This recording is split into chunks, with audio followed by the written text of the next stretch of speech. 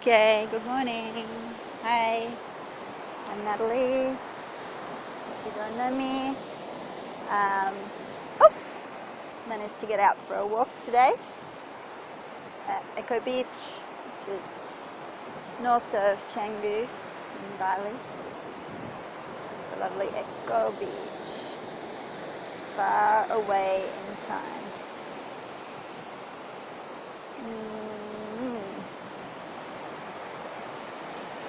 Yeah, this is like the surfing beach. It looks all a bit crap and eroded actually, even more so than last time I was here. Hey Woofy.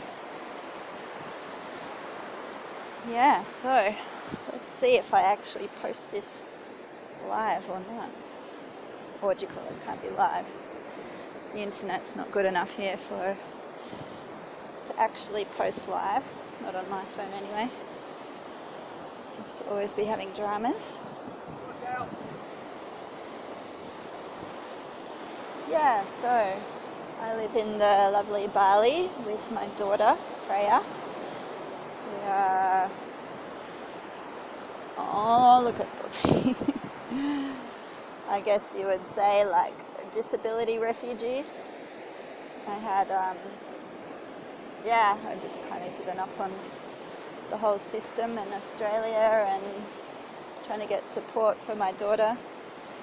Like, yeah, actually I could live there. I had like $100,000 funding package last year, but yeah, I just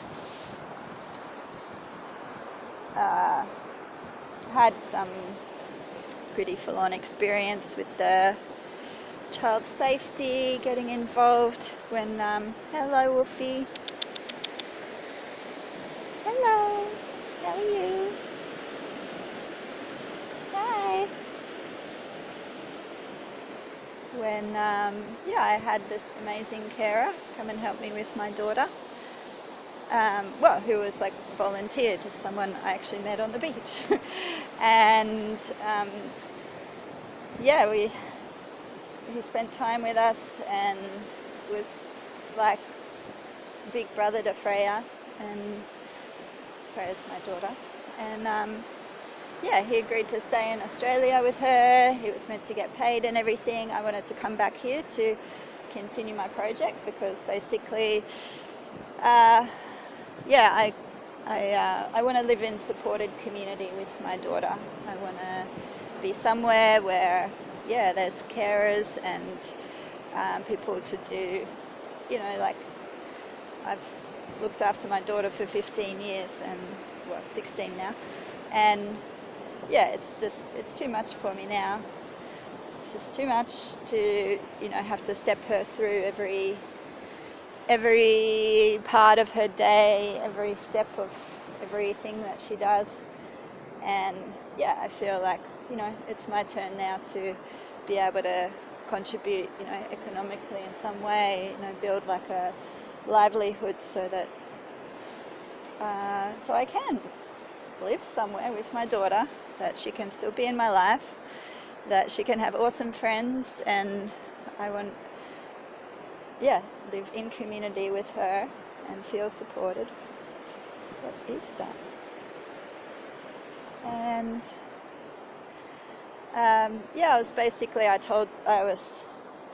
I said to the people that, sit on their funding seats, like what I was doing and what I wanted, like I want to find other families interested to like co-invest. So Freyr and some other kids can have a house that they share. There's a carer bedroom. Like I live close by. I'd basically. Oh my God, am I going to cross this? They know my situation. Like I was basically on the verge of having a nervous breakdown living back in Australia. Just can't, trying to cope with her on my own, and I can't. And so, it was kind of do I relinquish care of her? Like, do I just put her into, not just, but do I put my child into foster care and put her into a state, something where, and then just be able to come and see her on weekends, or like when I'm able to. And I was encouraged by a lot of people close to me to do that, because they can see what I go through on a daily basis. They know what Freya's like, they know what her needs are, and yeah, in all fairness and sanity, that's probably what I should have done. But I did not. Because I got scared by the child. Basically, if you can't cope anymore, if you want to what they say, like, relinquish care, you basically have to go to child safety, basically say, look, I'm a shit parent. No, like, go to child safety and relinquish, and you have to go to court. You have to stand in a courtroom and in front of a judge say, like, why you can't look after your child. And yeah, it's all this pretty full-on intimidating process. And then plus they said, she could be moved around Queensland every 2 weeks. There's no foster carers that, there's no family or foster home, or there's no institution where she could actually go and live or stay. So, you might not get to see her. And I'm just like going, what the fuck are you telling me? Like, are you serious? And, I mean, she's my daughter, and of course, being a female as well, like, they're telling me this, like, I'm like, fuck you guys. And yeah, it just totally scared me. Even though, I know someone who's actually works in child safety, and she said, look, they just tell you that to scare you. They don't want, everyone relinquishing their kids into care. And she said they have just opened up like a care home, because it's actually, they only have the where the people with disabilities live in a house. Maybe it's a share house, they have staff come in. It's it's only for adults post 18, and that's what these funding people were telling me as well. They're going, it doesn't exist. And I'm like, yeah, but this funding, the whole reason behind the NDIS is to help carers join the workforce again, to become economic participants, to like create the future that is that is their vision, or their person with a disabilities vision. And I think maybe me and Freyr share the same vision a bit. I mean, I know what she enjoys. I know some of what she can do. Like, I mean, she surprises me all the time, because when I do have other people come and work with her, like, yeah, she's, learned to dress herself. Wow. And yeah, she's a teenager. And so yeah, they're telling me, oh my God, they're telling me it doesn't exist. And I'm like, of course it doesn't exist. That's why they brought the funding out, is so that people can create it and work together to do that. But they're not doing anything to help families, actual people, get together and create these visions together. I mean, that's really only the not-for-profit realm. Like, there was Blue Skies conversation a little while back. That was actually all before the NDIS actually came in. And I mean, that was one of the forums and areas where people were actually getting together and talking about, what is their vision. Like, with the NDIS plans, there seems to be all these, everyone's got their own plan, but how does that actually all work in together when, like, for me, cooperative care, cooperative custodianship, like, and that whole aspect that there's so much in our culture that now we pay for, whereas before, you know, that was free. Like, I mean, does your mother charge you to raise you? Did she charge you to give birth to you? Like, and the actual economic value of the, you know, you look at yin and yang, like, of the yin things that we do, you can't actually, you know, if you were actually to put an economic value on them, like, it just wouldn't even be worth going to work. Like, I mean, look now at childcare, like, most people, I don't know how much it is, but, you know, half your salary just goes on childcare. Like, all these things that people used to do naturally, that's, you know, still naturally in the Asian culture, like, you know, hasn't been totally monetized and, you know, commercialized the crap out of.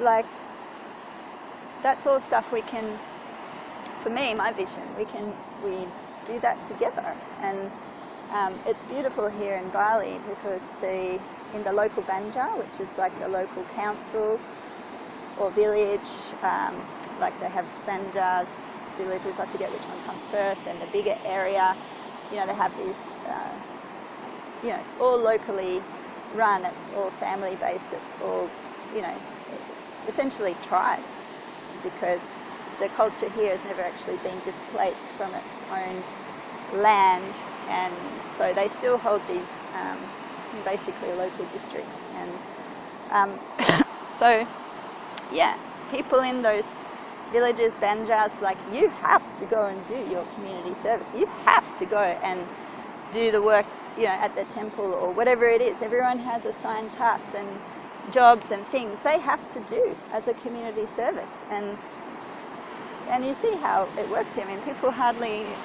have any money, you know, like, but I mean, the Balinese, they are quite rich actually. They're smart. But yeah, it's just this cooperative culture where, you know, you don't see people begging here in Bali, like, and people are, yeah, everyone just works together. There's a real sense of cooperation. That's all I can say.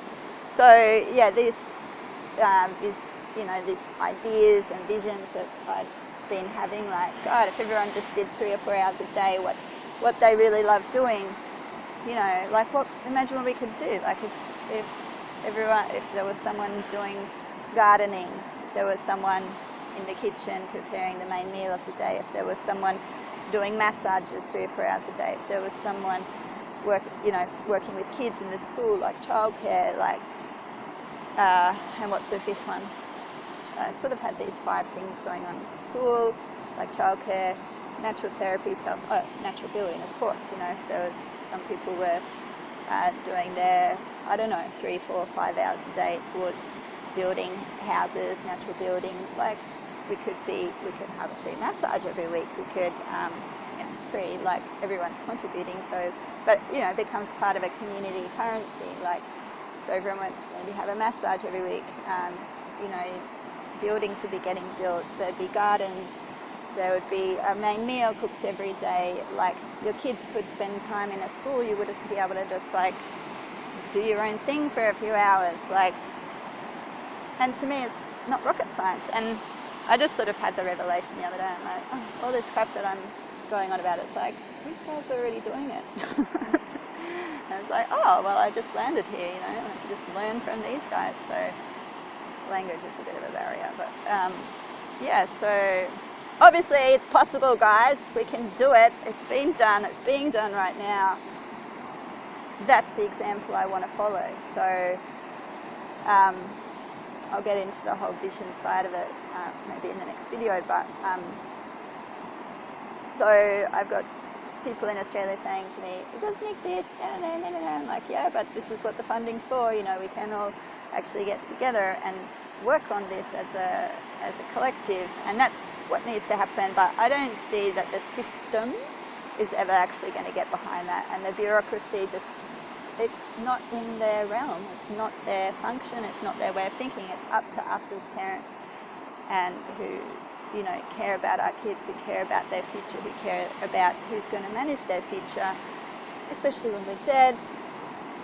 It's up to us to create this. So funding or no funding, you know, like I thought I would have been supported. Like I had everything in place for a friend to stay with Freyr. He stayed there with her. I came back here for a month to work on the workshop side, because basically that's building the local business here that, you know, basically specializes in building bamboo houses. I love bamboo. I find it just meditative, you know, just being able to work with bamboo.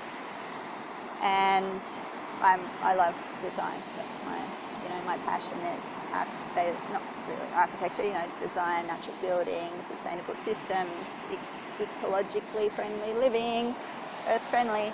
So, you know, and that's what I'd like to do that's my, you know, my passion, my career, what I want to move into. And so I came back here and was helping set up this local business with some local craftsmen to turn that into something where people can come for workshops, they can come and learn about working with bamboo. They can help build the buildings in our village. So, you know, people get to come, stay somewhere, be in like a homestay, you know, so you get to experience the local culture, you know, stay with local families, and then you're also contributing to helping build this village for kids with special needs. And learning something you can take home and build your own bamboo house later with. So, and so that's basically what I came back here to do for a month in May. And basically shit fell apart back in Australia. Like they didn't pay him. Like, you know, I left and they said, yep, everything's fine. He's going to get paid. He's going to get one night of respite a week. Like basically it was all the shit fucking fuck up. Yeah. I don't, maybe there'll be another. I think I might have written something about it, or maybe it's on my website and a blog. But anyway, moving on. So I basically just had to leave Australia. Just go, look, you know, it took me a month, nearly 2 months of my time. I tried to rework it all out again. You know, I had another group of friends who were like, yeah, we'll help you. She can stay, you know, there overnight.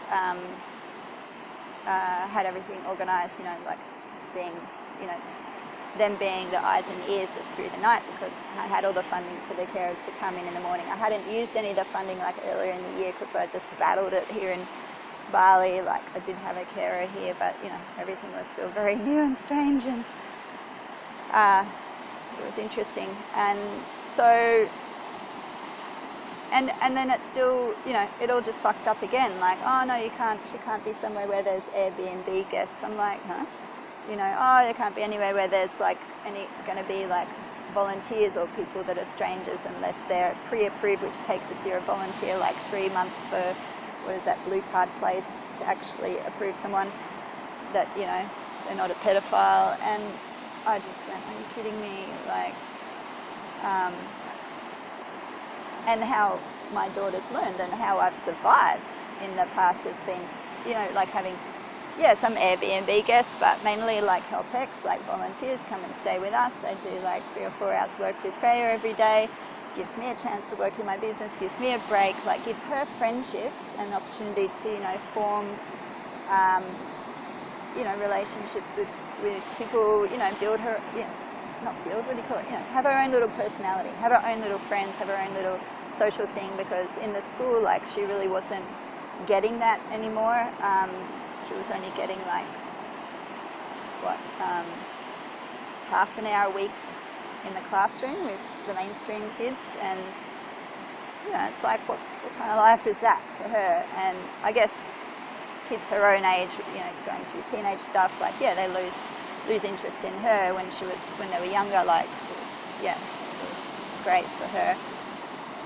But now, you know, like people that come in, like travelers and stuff, like people who play music, like, yeah, she gets to have her own experiences, have her own friendships with those people, and yeah, people that we've had stay with us have just been really lovely and amazing. And like I said, you know, I had a French couple stay with me for 5 months, and the guy worked in disabilities in France, and he actually taught her to dress herself, which I never thought she would do. Like, of course, with mum, like, of course mum's going to do it, you know. So And yeah, so, and they're telling me this, and I'm like, are you kidding me? Like, what, why don't I just, okay, so I'll just like go and lock ourselves in a fucking, I don't know, like forest shack somewhere and just watch and die, like, you know, with no social interaction and or anything. And I just went, you know what, guys, you can take your funding, you can shove it up your ass. I don't know what I'm gonna do, but I'm getting the fuck out of here. And I left, came back here with Freyr, had about 2 months of like absolutely no support. I mean, I've got Arif, Supri, that my friends doing the work, well, it's not workshop yet, they're building me a house, so, you know, doing all the house building stuff. And then, yeah, about 2 months ago, I found Amelia, the amazing Amelia, and also the school where she's going now. Like, it's quite hard to find things in Bali, you know, if you don't speak Indonesian, and so anyway, it all happened. I got, you know, actually put to at Bali Street Kids. She said, oh, why doesn't Freyr come to the Sunrise School? I'm like, Sunrise School? I've been there, but didn't know they had a special ed unit. And yeah, so now basically she goes there every day from 8:30 to 1:30. They have a full-time OT in the classroom. Like, it's just a class for special needs kids, but it's within like a, I guess, it's not really mainstream school, it's actually more like a Steiner school. So it's like the perfect thing I always wanted for Frey, you know, from when she was little. And I remember when we first got back to Cairns and we went to the Steiner School open day and basically got told to fuck off. Well, no, like, we were watching the kids' performance and they asked us to leave because Freyr was making like, no, she was clapping at the wrong time and maybe making a little bit of noise as she does, so, and we got asked to leave, so that was, you know, the end of my Steiner dream for her at that time. So yeah, it's like amazing to realise here, like, wow, she's actually got that beautiful kind of school, you know, it's a beautiful bamboo building, with, you know, it's not an unstructured program, it has structure, but they look at all the kids' needs and they design a program that suits all their needs. And yeah, the kids all sit together. It's not like trying to make kids like mainstream kids. They can kind of do their own thing a bit, and then they have varying needs in their classroom, and yeah, it's just beautiful. And it's so nice to see her start to make friends again and integrate again, because yeah, when we were after living in Philippines and when we came back here October last year, yeah, I was quite hard to find schools and everything. I mean, we went around and visited places, like for a day here, a day there, like there's some great places, you know, but in terms of having some stable friends, some people, other kids that she can spend time with and yeah, become more like routine. And she's starting to join in more, participate. Before she was very like, just wanted to do her own thing, like didn't care about anyone else. So yeah, we're at that stage now where I've had the house for 1 year. The lease is just coming up for renewal. This bamboo house in Seminyak is nearly finished, so that's sort of like the example demonstration house for the kind of house I want to build in my village, my cooperative village, like community place. And basically, I'm dedicating my time to making this vision of a village and cooperative living a reality. So, I have Amelia, who I'm training through the Sunrise School, the OT, and I have a speechy working with her as well to, you know, basically learn to work with Freyr and hopefully that she'll become one of her long-term carers living here. So, and then in terms of cooperative, so for Freyr's future, and what I envisage is for there to be a community or a village with some other families with children or adults with special needs, she's 16 now, so by the time she's an adult, I want there to be like a program that she's part of every day. Like, it's probably going to involve community farming, you know, whether it's they're picking flowers, drying flowers, like, you know, crushing stuff up, like mashing things and whatever, making bath salts, like, you know, pouring things into little bags, like, you know, making a little product like that. That can be part of what she does. Like, I don't want to see her in Australia going to an Endeavour house, going to some institution where, you know, it's like a 9-to-5 job, and they have like, what do they call them, like KPIs that they have to do, like, and putting together headsets for Jetstar. Like, are you kidding me? Like, that is not life. That is not fun. Like, and why? What's the point? Like, is there any point to that? Like, and she would maybe earn $2 an hour, but I'd say she'd just be ripping apart all the ones that everyone else has put back together. So maybe we would actually have to pay money for her to work there. So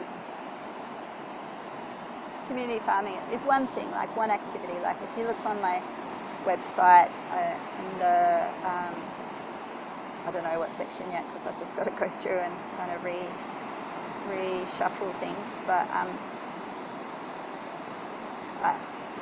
yeah, just sort of relay things out. But anyway, look at the vision, look at the community, what do I say, the management side, like how I see management happening.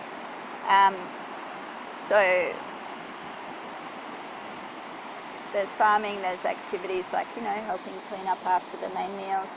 I imagine, like, as parents, we would take turns, you know, like maybe one day, one family supervise. I mean, I envisage that we'll have paid staff and carers, and also I'd love to have volunteers and people that come and help X and share their skills. Help X is basically like, instead of, well, to me, instead of go working in a city or, you know, having a city job, paying for an apartment, rent, basically it's people can come, exchange accommodation and food, and I do usually pay a small salary. We just got to be so careful in Indonesia with money and jobs and all that sort of stuff, because they want jobs to go to local people. So, I mean, I envisage like anything that gets paid would actually be in community currency, or it would be paid before or after they actually arrive in Indonesia, because there's just too many sagas and, you know, things going on with visas and all that sort of stuff here. The government is really, really strict when it comes to that sort of thing. So, you know, I definitely want to stay, you know, within the, what is it, means of operation, you know, for being able to live here and stay here and operate here. So, so as a parent, like, I'd be more than happy to, like, one day a week, or there's a little diagram table thing box where I sort of suggest, like, oh, you know, it could be like this, maybe one family they want to supervise for a whole day, maybe another family they can just do the mornings, like an activity in the mornings. Have a look. Anyway, so, and I mean, when you actually put that into a, I'm just going to say NDIS model, like with Australia, like, if you had to pay all those parents, like, supervising, like, it would just blow out the budget, you know, like in the, I won't say the name, house workshops, you know, they're so constrained by their budget. They only have one person supervising a whole room of kids sitting in a fucking sweatshop, basically, with no air conditioning, with, like, this one supervisor who's stuck in the office doing all red tape stuff, while out in the workshop, like, there's sexual harassment and bullying going on, and, you know, I know, I'm not going to say names or anything like that, but, yeah, it's like, it's stupid, like, and I would never, I could just never leave my daughter in a place like that, so I don't have to, because I'm creating this. And so, as parents, I'm saying, like, it's great to have paid staff. The people that I mean, I think naturally Balinese, or the people I know here, that they just have this caring, nurturing way about them. I'm not going to go into any more stories about disability in Australia. I'm pretty sure they're in my YouTube channel. So I think for me, I want to be part of my daughter's life. I want to be able to work with other families who also want to be in their kids' life, who want to live in community, who want their children to have like rich experiences, and yeah, there's, you know, the community farming, the, you know, tidying up around the after breakfast, whatever it is, like I want her to be part of that kind of natural, that the school in Sarihati, she calls it just natural learning. You know, it's like doing what you would have to do anyway, day to day, or what she would be doing anyway, but also sort of disguising therapy activities in that. You know, there would be one time like just swinging in a hammock, like we can do like stuffing bottle bricks, which is actually a hand-eye coordination and also strength, like, because you get basically you're putting all bits of plastic rubbish and crap inside a 1.5 litre plastic bottle, and then you're getting a stick and you're like compressing it down into the bottle. So I mean, that's actually quite a good OT activity for Freyr to be doing. And for me, if she's with a group of friends, and for her, like with people around, she's so much calmer. Like when it's just me and her at home, I notice it straight away. Like she's got no other stimulation, you know, and I'm quite a inward person. Like I'm not really a blah blah blah kind of, sometimes sort of person. So, and her nervous system is understimulated, so she's always sensory seeking. I call it sensory seeking. So she needs, you know, stimulation, whether it's light, sound. I think it's actually a people thing, you know, like when there's no people around, she's a bit bored. She's bored. Like, I mean, she can easily sit there on the iPad and be self-soothing, or, you know, she's very self-contained in that way, but, you know, it's not really good for her to sit on the iPad for hours and hours, and I don't like her doing that. I'd rather she be interacting,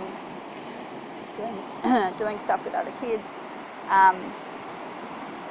and if I take the iPad away from her, you know, there's only so much I can sort of do with her. You know, oh, we'll make goop, oh, we'll do this, like we have some different activities, but I don't know if I'm just lazy, but, you know, after about half an hour, like I need to go have a rest. You know, I need to go, and plus I have this vision that I want to bring into reality, and yeah, and, you know, I need my time to develop my career, my education, like my friendships, which I haven't really been able to do for the last 15, 16 years. So yeah, where I was going with that, I'm actually going to drink a coconut because my brain is starting to run out of glucose. So right now I'm sitting in Bali. I've come out for my walk. I'm a little bit stressed about the whole money thing. Like, I mean, I have a bank balance, you know, I have a payout from child support, which I want to invest into, like, into this place, into this initial place, which is going to be this village with cooperative care, with other families that want to come and spend time with their person with a disability, be part of for them to be part of an activity program where they're stimulated, where they're, you know, have friends, they have a quality experience. And also for carers, that it gives the carers time to have a break, you know, to go get a massage, to join in a bamboo workshop, do whatever, you know, go up to, like, tomorrow, I'm praying, going up to Kintamani just to go on a silent retreat for a few days. A friend up there has a little wooden house in the mountains, like just looking over the rice field. It's just a beautiful healing, I don't know, healing, but like it just, there's something amazing about that place. You just feel like so content there. And yeah, it's just getting to that stage for me where I'm a little bit fried. Like, just even though I have this support here with Freyr, it's been amazing. Like, I've had 2 girls helping with her in the afternoons from Bali Street Kids. So I basically, they're girls that live in the orphanage. And I pay them, they call it baby sister here. So they've been spending time with Freyr in the afternoons when she comes back there with the other kids from Bali Street Kids. And that has enabled me to just go hard on building this bamboo house, because it was actually, I think it was only, well, it was 1 or 2, oh no, it was a month. Just, you know, getting everything ready, and then we put up the pillars, and then it started raining. And then it was, you know, Christmas and everything. So the last 2 weeks I haven't done a lot. Cyprian and Ari, of course, still been there, like working away, but I've been missing out. I've been at home with Freyr, and people have been on holiday, and it's been Christmas, So, yeah, it's, you know, I have this amazing support, but it's still that thing of like, every day, organise, blah, blah, blah, blah, and it's just that time now where I just need to go somewhere for a few days, totally uninterrupted, just stare at the fucking ceiling, like just do absolutely nothing. And this beautiful family that lives there, they just prepare everything out of the garden. It's all vegan, but usually I have to get it on load at some stage because I can't survive without protein. And yeah, that's the time I'm feeling it is now for me, to be able to go and do that. So I have another lady coming for a few nights to come and stay with Freyr overnight. She's another local lady. She's really beautiful. She's a Muslim lady. Her business is in catering, but of course everything's quiet. I don't know, I would have thought now would be the really busy time, but I think everyone's, I don't know. I forgot. I didn't really ask her the details, but she had some time. I'm fucking grateful. She's going to come and stay in my house. I'm going away for a few nights. I have one slight other thing I have to sort out first. And yeah, just to really soak into, right, this vision. Now I feel like it's time to, you know, to make that a reality. How does that actually going to look in physical form? Like, how do I invite other families to co-contribute to this? You know, is it anything even anyone else would be interested in? I don't know. But from everyone I've talked to over the last 2 years, like, they're like, yeah, man, you've got to go with that. That's such a great idea. And but yeah, a lot of it's for me looking at. Well, it's not really looking, it's just, you know, opening up to the inspiration, like, okay, so how I see this starting, how I see it, I mean, I would like it to be a full-time living place for me and my daughter. But there's not many people out there that could actually just go, oh, yeah, let's drop everything, let's just, who are these guys? Let's drop everything and, you know, just move to a foreign country and not have any income. No. Like, I mean, that's basically what I've done. I can't work here. I've just, you know, I had a bit of a disaster with my bus. My friend was meant to be paying me some rent for that. Didn't pay me any rent for 5 months, and, you know, that was basically the money I was going to use to pay my whole year's rent on my house here, which is a 4-bedroom house. And anyway, and then still caused me dramas and missed out on a $2,000 Airbnb booking with my boss. But anyway, so, you know, I think the universe is just saying, Natalie, like, let's bring in the abundance. Like, I mean, I don't like the word abundance, like, I do, but I don't. But I mean, I need to open it up now. So, and I need to look at how I can be supported to live here, to create this project, to basically make it available for other families and other people. So, and I feel like it's at the stage now where it's fairly solid, like things are in reality happening, like we're making headway, there's stepping stones. I've got therapists here, I've got support here, I've got the connections here, I've got an amazing like Italian therapist that works with kids with autism with surfing, which is it's going to be in one of my videos. So yeah, I just feel like there's so much potential here, and I'm just needing more local people. I know the place where I want this village to be. Like this demonstration house is in right in Denpasar, like not far from the airport, maybe 15 minutes. And but I don't really want to live in the city. And where I'm looking at, where the village is going to be is in Tabanan, and that's like 40 minutes out of Denpasar. It's a rice field area. It's pristine water, like and just still building relationships there. So how I see it starting is as a timeshare. So maybe people are interested in coming like 1 month a year, coming and staying, or 2 weeks, 1 month, whatever it is. For me, like 1 month is like the bare minimum I need as a break away from Babylon. But I just see it like that. 1 month a year, and if you can't come for the whole month, like really it's not that much to us as Westerners, like, and there's so many families here that have no support, like that. And part of this first building, my project is in conjunction with Bali Street Kids. So, and that's my thing, is half the year, like it'll be open to local families that maybe they're from remote areas to come and stay there, access therapy. It'll also be like for their volunteers.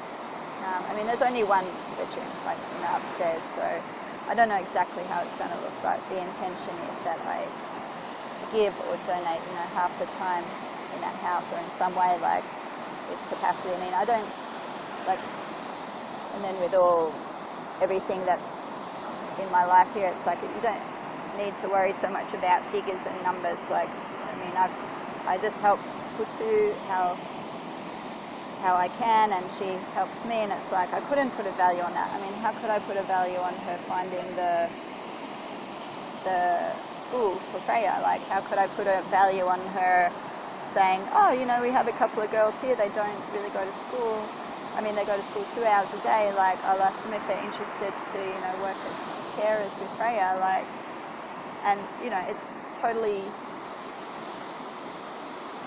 what do you call it? Like, it's not revolutionized, but it's just like,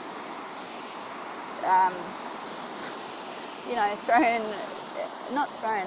I just can't, like, I could have never planned that. I can't put a value on it because it's just so unexpected. If I'd actually tried to go out and find that, like,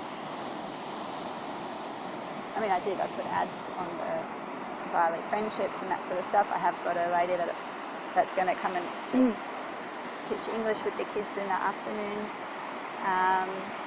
But yeah, it's like, it's just enabled me to, whereas before I was totally, all the time with Freyr, like I always had to, she was always beside me, or she was always close by. I was always having to watch her, and just to be able to free up my time like that, like, sort of like a revolutionised my life. But it's still not the right word. Like, I'm going to put together like a thing of how I see it happening. Of course, that's what I'm saying, like as a timeshare, you've got like a thing like month by month, so you might come here for 1 month, 1 year, and stay in, whether it's the house in Denpasar or whether it's the first house we build in Tabanan. And we also have another house in Tabanan next to there's another orphanage there, so there's a couple of photos on the website of Freyr hanging out with the kids there. So yeah, that's how it'll start, like as a timeshare, like people co-invest like once a year. Like I work on the training people here, I'm working on the building staff, like getting contracts in place and everything. On another note, I'm really not really a land ownership person, and I'm still working that out at the moment. I mean, in an ideal world, like I would, which, okay, the third part of my project is going to be in Sumba, but it's probably going to be in about 5 or 10 years, like when I finish this one. And then there, like I want to make something that's totally cooperative, as in in terms of land ownership and that sort of stuff, everything is totally not back, but I mean totally forward to tribal, where it's not like land ownership and legal agreements and that sort of stuff. It's totally cooperative. It's like,